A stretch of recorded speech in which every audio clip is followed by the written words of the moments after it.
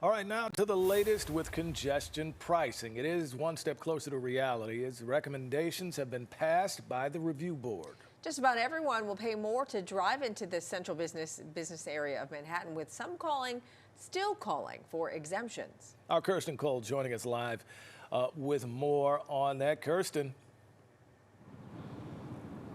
Good morning to you, Craig and Hazel. And as you would expect, in a city like New York, everybody is angling for a benefit on this. They want a reduced fee. They want no fee at all. This has been contentious from the very beginning. Yesterday, we saw the mayor's pick to this board resign in protest before the vote was even taken on this to show his level of discontent with this.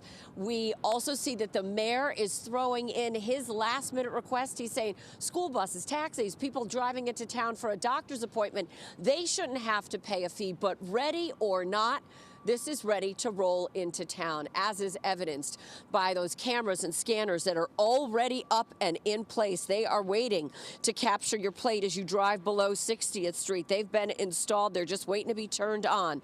This new $15 toll per car meant to pour billions of dollars into the MTA's budget and improve the mass transit that the rest of us rely on in order to get around town. The Mobility Review Board, this is the group tasked with coming up with this fee structure, agreeing yesterday. Here is their exact proposal. $15 for cars coming in below 60th Street.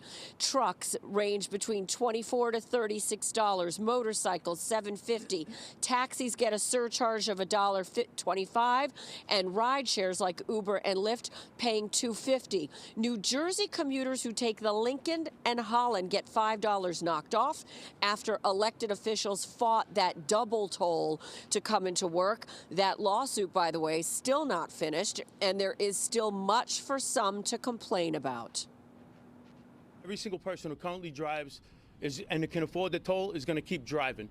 If there was a public transit option, even people who could afford it might be compelled to try something new, get on public transit, something novel, a express bus that didn't exist before, express buses in hours that weren't currently running before the tolling happened. Still to be hammered out, will low-income drivers get some sort of a break, those who make $50,000 or less a year? What happens with taxis and school buses? That's the mayor's request.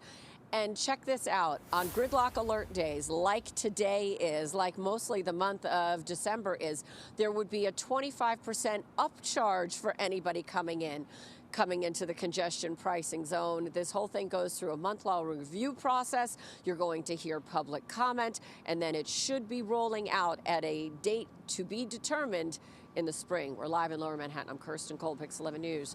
Back to you, Craig and Hazel.